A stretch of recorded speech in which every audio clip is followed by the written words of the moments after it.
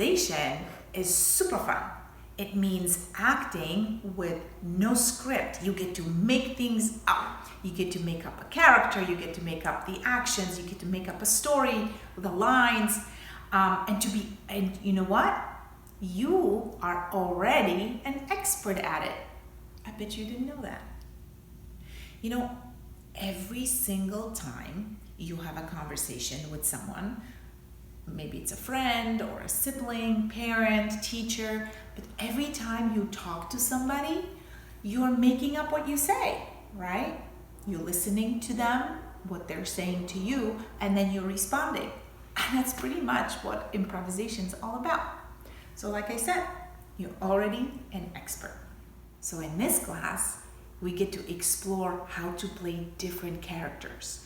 And our characters, it could be human characters, animal characters, or even objects that are personified, that come to life through your action using your actor's tools: body, voice, and imagination. Let's define improvisation. Improvisation is acting with no script, making things up on the spot. Now, you can do it by yourself, of course, but it's really fun to do with a partner. So depending on your circumstance, if you have a friend or a sibling or a mom or dad or somebody who can improvise with you, invite them along to come play. But if you're on your own, that's okay too. You can practice your improvisation skills all by yourself as well. So improvisation has some basic rules or criteria, okay? In other words, those are things you should stick to really be successful when you are learning how to improvise. So rule number 1, never deny a fact, okay? That means don't say no when your partner comes up with an idea, even if it seems crazy. Kind of go with it, all right? Say yes, and then you can take it in your own direction. Rule number 2, listen to your partner.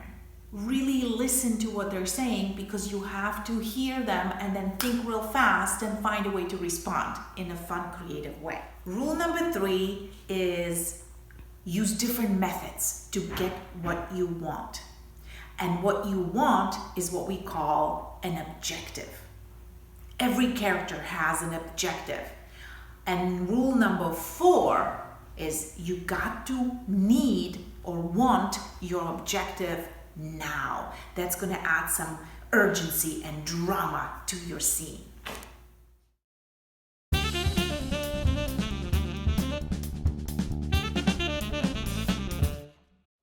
It's time to explore some improvisation. So we're going to do this in 2 different ways.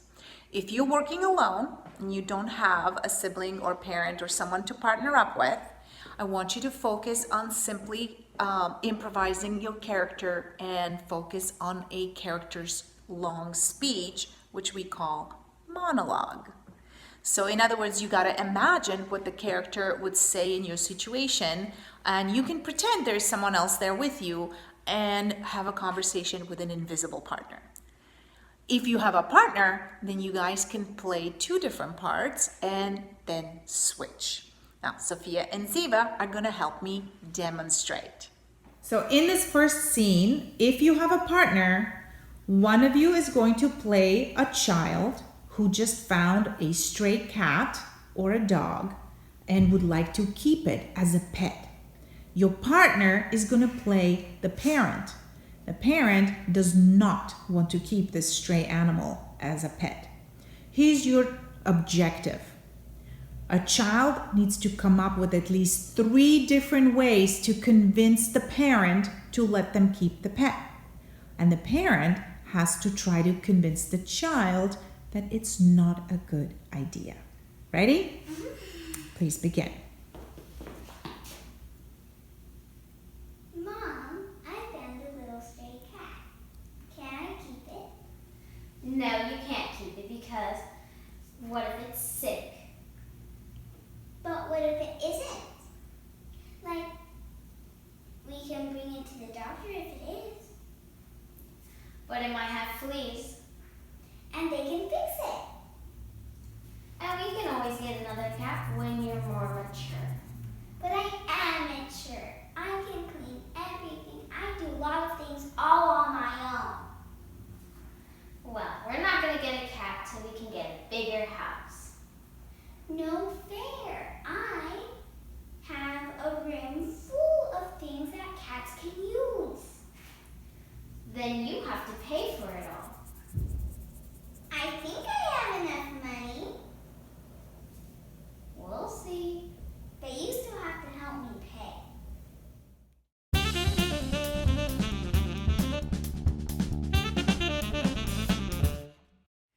Okay, in this round, we're gonna demonstrate how to do this improvised scene if you're all by yourself, okay? With an imaginary partner. I'm gonna go first, and then Sophia will go next. Mom, look! I found a cat! Oh, what do you mean I can't keep it? But it's so cute. Look at those eyes. How could you say no to that? Well, I know it could have fleas. Can we take it to the vet and they'll check it out, make sure that it's healthy? The vet is expensive. You know, I know going to the vet is really expensive. And, but you know what? Maybe I can get a job. Maybe I can babysit or mow the neighbor's lawn. What do you mean I'm not responsible? Well, it's summertime. I show you I can be responsible. I promise to clean my room every day, and I will take care of the kitty litter. You won't have to do a thing. Please. Now Sophia is going to do a monologue as the parent who does not want to keep that stray animal in the house. You can't keep the cat. What if it has fleas? The vet is very expensive. Well, where are you going to get the money? You're not responsible. You have to show me you're responsible. What are you going to do over the summer? Who's going to clean up the litter? I don't think you're responsible. Why do you have a stray cat? No, we cannot keep it. There's no way you are more responsible than you were last year. What? Of course you can't get a job. You're a child. Maybe you can pet sit, but I don't think you're responsible enough. No, we cannot keep it. And that's final. And it might have fleas. And fur balls, which are disgusting to clean. You do not want to do that. You are not responsible. And you hate cleaning.